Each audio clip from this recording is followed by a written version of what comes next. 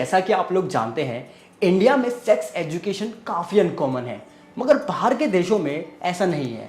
यहाँ तक कि बाहर कुछ ऐसी कंट्रीज़ हैं जिनमें कुछ रिचुअल्स भी हैं, जिसकी वजह से वहाँ पे सेक्स एजुकेशन को स्प्रेड किया जाता है।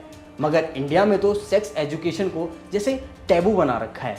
क्या पहले से ही लोग ऐसे थे, या पहले के समय में भी लोग सेक्स के बारे में बात करने से कतराते थे? जी नहीं, ऐसा नहीं है। तो आइए मैं बताता हूँ आपको सेक्स एजुकेशन की हिस्ट्री के बारे में। तो ये बात है सन 1838 की। छतरपुर के जंगलों में भारत का नक्शा बनाने के लिए कुछ अंग्रेज अफसर सर्वे कर रहे थे। तभी कुछ लोकल्स ने उन्हें उस जंगल में बने कुछ वीरान मंदिरों के बारे में बताया। अब वो लोग उन घने जंगलों और झाड़ियों को पार करते हुए जानवरों के बीच उन पुराने मंदिरों की खोज करने लगे। जैसे जैसे वो इन मंदिरों के करीब जा रहे थे, उन्हें अपनी आंखों पर भरोसा नहीं हो रहा था, क्योंकि उन दीवारों पर देवी देवताओं की मूर्ति नहीं बल्कि एरोटिक कार्विंग्स थी, जिनमें अलग अलग तरीकों से सेक्स डिपिक्शन किया गया था। अलग अलग पोजीशंस में सेक्स करते हुए ये स्क्रिप्चर्स काफ़ी प्रोवैक्टिव थे। इनमें से कुछ स्क्रिप्चर्स ऐसे भी थे जिनमें 4 लोग एक साथ इंटरकोर्स कर रहे थे, और तो और 2 सेम सेक्स वाले लोग भी इंटरकोर्स कर रहे थे, और साथ ही साथ ओरल सेक्स का भी डिपिक्शन दिया गया था। ये मंदिर और कोई नहीं बल्कि भारत के मशहूर और यूनेस्को की हेरिटेज खजुराहो के मंदिर थे, जिनके बारे में आज भी खुलकर बात नहीं होती है। सदियों पहले की बात है, काशी में हेमती नाम की एक सुंदर जवान लड़की रहती थी। उसकी सुंदरता के चर्चे पूरे काशी में मशहूर थे। एक रात हेमती कमल के फूलों के बीच एक सरोवर में स्नान कर रही थी। पूर्णिमा की रात थी। रात के अंधेरे में जैसे जैसे चांद की रोशनी हेमती के शरीर को छू रही थी, उसकी खूबसूरती और भी ज़्यादा बढ़ रही थी। हेमती की खूबसूरती को देखकर चंद्रदेव भी खुद को रोक नहीं पाए और इंसान का रूप लेकर धरती पे हेमती से मिलने आ गए। और हेमती भी जब चंद्रदेव से मिली तो वो भी उनकी तरफ आकर्षित हो गई। और जब सुबह चंद्रदेव के लौटने का समय आया तो हेमती उदास हो गई।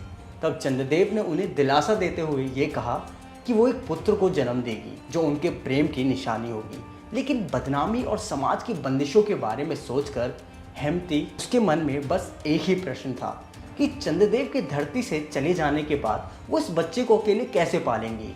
शादी से पहले की संतान को ये समाज कैसे अपनाएगा। तब चंद्रदेव ने ये भविष्यवाणी की कि उनका बेटा भविष्य में एक बहुत शक्तिशाली राजा बनेगा और उनके इस संबंध का प्रतीक बनेगा। कुछ समय बाद हेमती ने एक पुत्र को जन्म दिया जिसका नाम चंद्रवर्मन रखा गया। और आगे चलकर हेमती और चंद्रदेव के इस पुत्र ने चंदेल साम्राज्य की स्थापना की और अपने माता पिता के इच्छा के अनुसार खजुराहो के मंदिरों का निर्माण भी करवाया, जो इस बात का प्रतीक है कि स्थापना की बाकी चीज़ों की तरह सेक्स भी हमारे डेली लाइफ का हिस्सा है। लेकिन हमारे इतिहास के मुताबिक खजुराहो के इन मंदिरों का निर्माण 10 से 12 सेंचुरी के बीच चंदेल साम्राज्य के अलग अलग राजाओं ने करवाया था।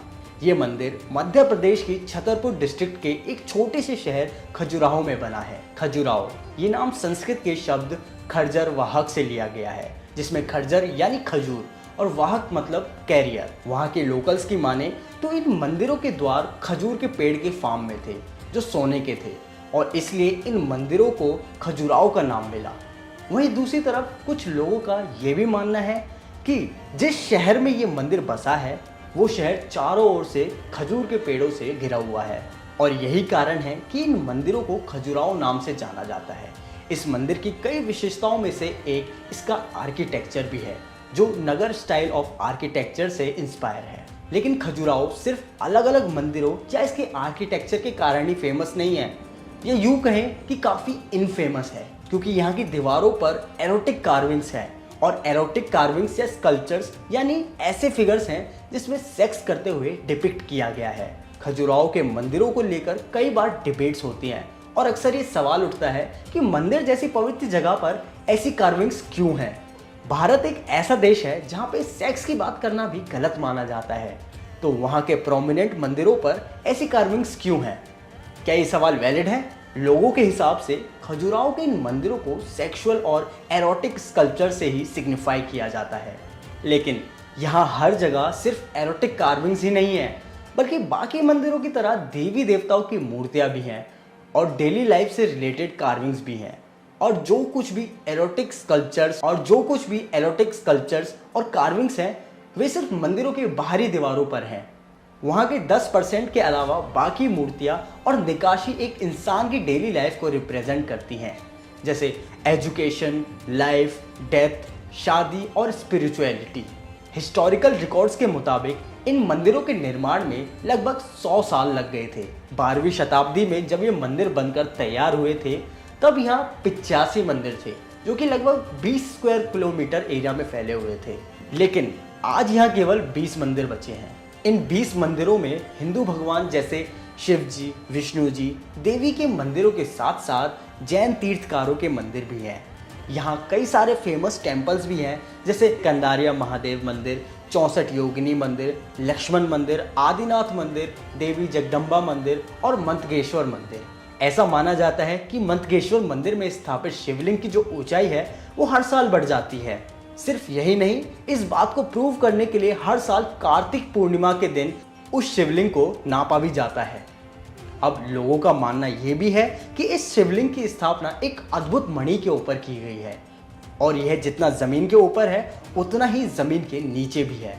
12वीं शताब्दी के अंत तक यह मंदिर पूरी दुनिया में मशहूर हो गया था, लेकिन 13वीं सदी में जब कुतुबुद्दीन ऐबक ने चंदेल साम्राज्य पर कब्जा किया तो खजुराहो के मंदिर का इतिहास कई पन्नों में खो गया। कई सारे मुस्लिम राजाओं ने बाकी हिंदू मंदिरों की तरह इन मंदिरों पर भी कब्जा करके इन्हें नुकसान पहुंचाना चाहा, लेकिन ये मंदिर बहुत दूर बने हुए थे और जंगलों के बीच इन तक पहुंच पाना काफ़ी ज़्यादा मुश्किल था और इसीलिए इन्हें तबाह करना या नष्ट करना काफ़ी मुश्किल था। समय के साथ साथ खजुराहो के इन मंदिरों को घनी झाड़ियों और जंगलों ने घेर लिया और फिर कई सदियों बाद सन 1838 में ये मंदिर फिर से दुनिया के सामने आए और अपने आर्किटेक्चर और एरोटिक कार्विंग्स के कारण पूरी दुनिया भर में मशहूर हो गए। लेकिन इन मंदिरों पर ये जो एरोटिक कार्विंग्स हैं, ये कोई कोइंसिडेंस या लस्ट का सिंबोलिज्म नहीं है। ये स्कल्पचर्स ये रिप्रेजेंट करते हैं कि बाकी चीज़ों की तरह सेक्स भी हमारी डेली लाइफ का एक बेसिक पार्ट है, ना कि कोई टैबू।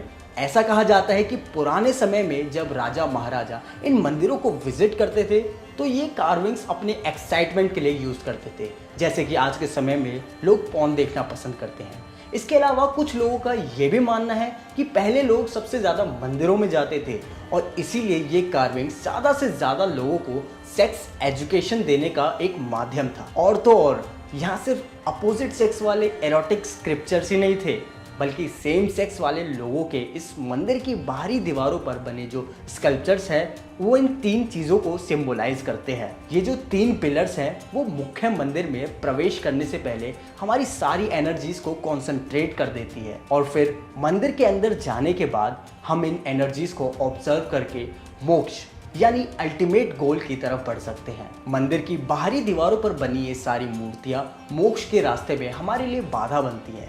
कुछ लोगों के हिसाब से सेक्स को मंदिर में एक अच्छा संकेत भी माना जाता है, क्योंकि ये नई जिंदगी की शुरुआत का एक प्रतीक होता है। शादी के बहुत समय बाद तक भी जब किसी कपल की चाइल्ड बर्थ में दिक्कत आती है तो उन्हें इस टेम्पल में भी भेजा जाता है ताकि वो वहाँ जाके वहाँ के दर्शन कर सके। वैसे तो ये काफ़ी सुपरस्टिशियस है, लेकिन इसके पीछे भी एक साइंटिफिक रीज़न है।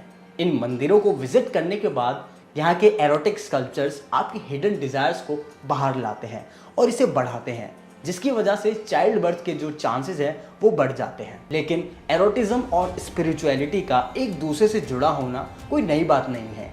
सेक्स को हमेशा से ह्यूमन एवोल्यूशन और डिवाइन कनेक्शन से भी जोड़ा जाता है और यही कारण है कि आज भी हमारे बीच मंदिर और सेक्स एक साथ एग्जिस्ट करते हैं।